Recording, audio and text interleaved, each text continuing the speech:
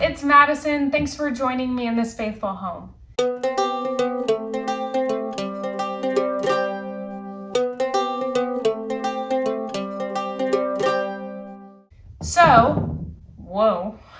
Today, I'm going to be taking you through a typical laundry routine for myself, showing you a few new things because I'm almost out of laundry detergent, and you can kind of see here, I have all the supplies needed to make my own laundry detergent.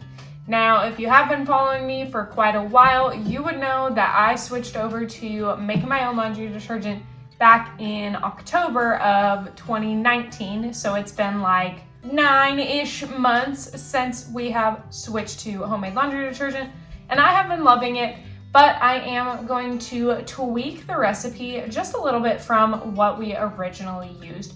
So I wanted to make an updated video for you guys showing you how easy and simple it is to make your own laundry detergent that is free of any harsh chemicals and is very natural, and you get to say you made it yourself. So let's get into today's video. Ooh, also, forgot to mention, I bought something for the laundry and I'm really excited. So I'm gonna unbox this in a little bit. It came in the mail yesterday, so perfect timing for this video. But let's get into making the laundry detergent first. This recipe is super easy and one that I found originally on Pinterest and then have modified it to make it work for our family. So the ingredients that you will need will be baking soda, washing soda, borax, epsom salt, sea salt, a bar of Fells naptha, as well as I will be adding a lavender pure bar of soap, essential oils, a large mixing bowl, cheese grater, and wood spoon to stir, and then finally an airtight storage container to store it in. I also forgot to mention that you were going to need a 1/2 cup and a 1 cup measuring cup for this recipe.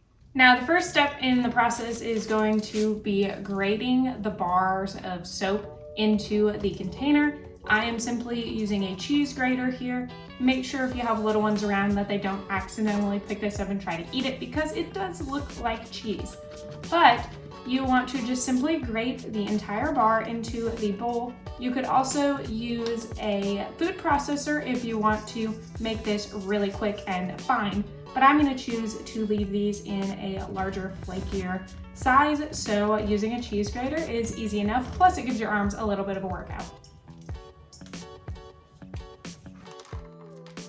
I will make sure to leave a running recipe here on the screen, but the next thing I will do is measure the baking soda, washing soda, and borax and put it in the bowl.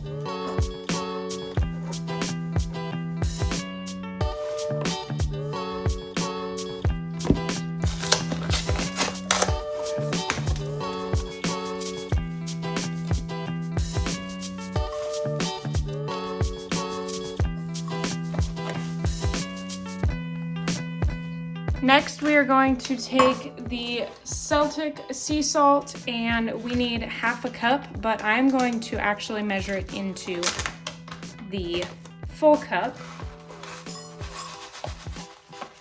and measure about half.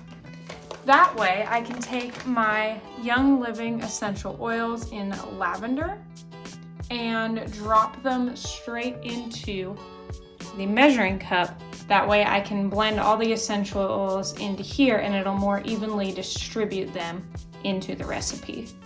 Take my finger and blend those up. Now, I never mentioned this before, but this is not a super clean and spill-proof way of doing things. Obviously, you can see I have made a mess, but that's half the fun.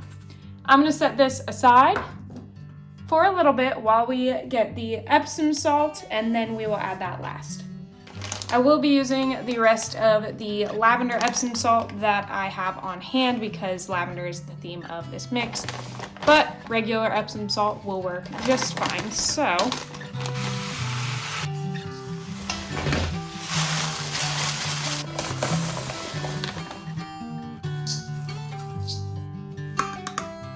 And now that we have let the essential oils soak into the salt for a second, I will toss that in. And then all that's left for this project is to stir our mixture up really good and place it in this container.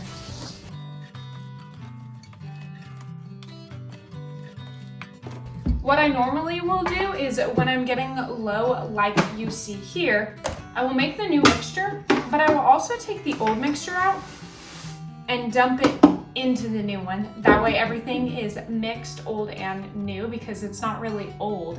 It's still in an airtight container, but it just helps to get everything mixed together, and then I can put it all in the bin at once. Be careful on this last step when you go to transfer it from your bowl to your container, because let's just say I may or may not have personal experience on making a mess when I pour this into there, but who knows? We'll find out. Normally what I like to do first is take a measuring cup and just scoop it into the bin. Also, make sure your measuring cup, the scooper that you're gonna use for it, is outside of the bin. Made that mistake before too. But I will just go ahead and fill this bad boy up.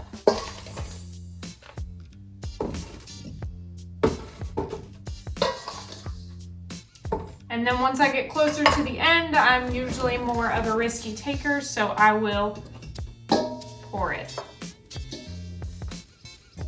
An attempt to not make a mess? I should probably watch what I'm doing and not look at you guys. Boom! Zero-ish mess. Sort of. You just can't see because the camera's not showing it. Put this guy in. Boom. Laundry detergent is ready. Guys, while the laundry is going on behind me, I'm excited to open up the package that I got from Amazon. And I'm really excited to open this because this is an indoor and outdoor retractable clothesline. Okay, this is super neat, guys. So what this will do is this will go on one side of the wall. The cord will pull out and hook into this side, and then it will hang along the wall so that I will have a retractable clothesline inside the house. I'm really excited for this. I'm actually surprised at how small it is too. I know I had just mentioned that, but it won't look as like big and clunky on our walls, which is good because I didn't really ask David if he was gonna be okay with this. I kind of just bought it. Sorry, David, I probably should have. Tip for everyone out there, ask your spouse, but we're rolling with it because it's so small. But let's put it up and see what happens.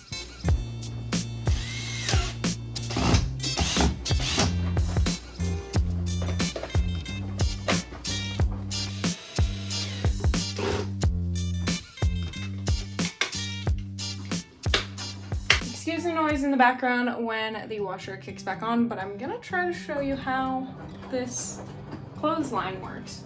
So it is a little bit tall, I will say that, but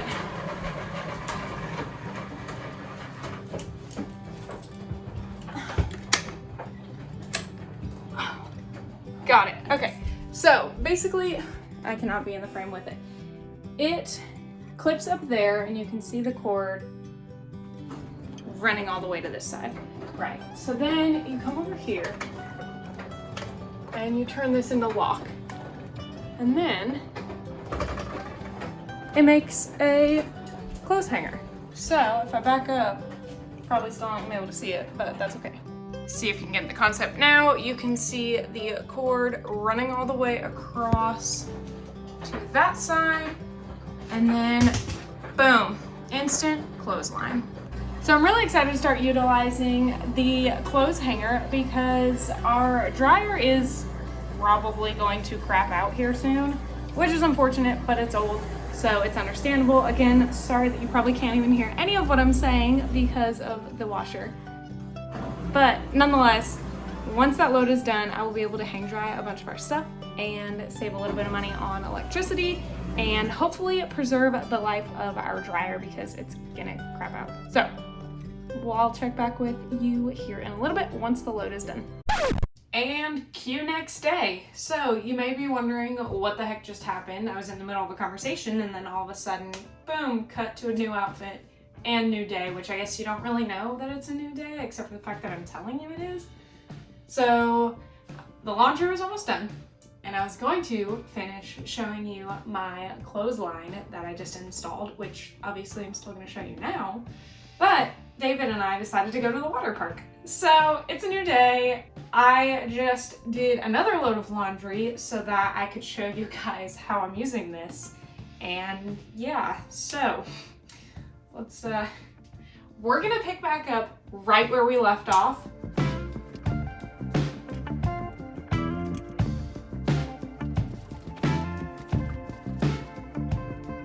I think what I'm gonna do, obviously you could see I just threw the pants behind me, but I want to incorporate the the clothesline with the dryer. So now I know I mentioned earlier that our dryer's probably going to crap out on us. And so I don't want to not use it at all because I want our clothes to have that fresh, fluffed feel like you would get from the wool dryer balls that we use. I guess I should mention that too. If you guys didn't know, we use wool dryer balls instead of dryer sheets. We switched over to those when we switched over to using my own laundry detergent.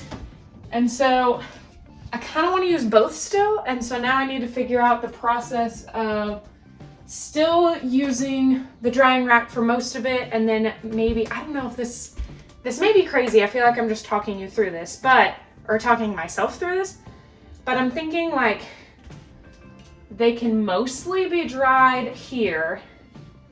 This would be a lot of extra steps, but then I can take them down, put them in the dryer for like 5 minutes with the dryer balls, just kind of like fluff them up at the end, make sure that they're not stiff, and let them be able to use the dryer balls and the essential oils that we have on them. Now, I'm not exactly sure what I'm going to do yet because this is a new process for me. Maybe I will get clothespins and like legit do them with the clothespins, because I feel like if I hang them up on the hangers and then take them off the hangers, put them in the dryer to fluff them for like 5 minutes, and then put them back on, that's a lot of work. Granted, doing something like this is going to be more work because obviously it's a lot easier to just throw your clothes in the dryer, but I'm trying to be intentional about it. And I think the biggest thing like to take away with, obviously I don't exactly know what I'm doing yet with this routine because I just hung up this clothesline yesterday. I think the biggest thing to take away with it is that it's not about doing everything, changing everything all at once. And it's not a perfect science either. Like, I don't have to do it how you should do it or what the right way is. Like, I'm gonna create my own right way. And if that's putting all the clothes on the dry or on the clothesline to then take them off and fluff them in the dryer for 5 minutes, then that's what I'm gonna do. But it's what works for me, what works for our family, and right now we're gonna just play around with it. So we shall see. That's why I'm thinking I should probably use like the clothespins, because like, sorry David, but for example, I could just take his boxers, clip them up to the clothesline, and then when I want to fluff them up with the dryer balls, I could just unclip everything and throw them in there. Maybe that's what I'll do, and I'll probably update you guys in another video later with what I decide to do. For now, I will hang them up on the hangers and then take them back off and fluff them. I know that sounds totally weird, but it makes sense in my head, so we're going with it.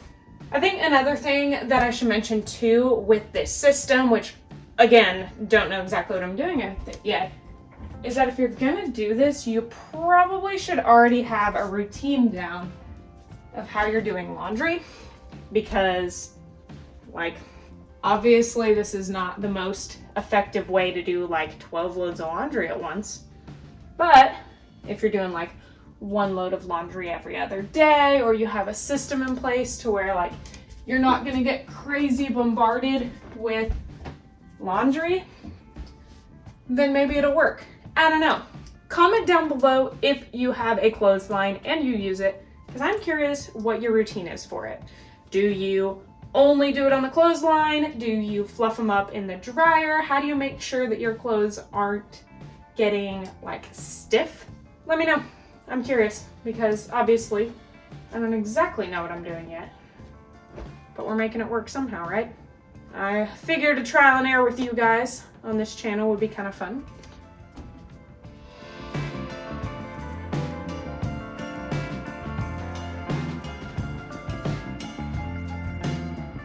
Alright guys, that's going to be it for today's video. I hope you enjoyed how I make my laundry detergent and a new thing that I'm trying with a retractable clothesline.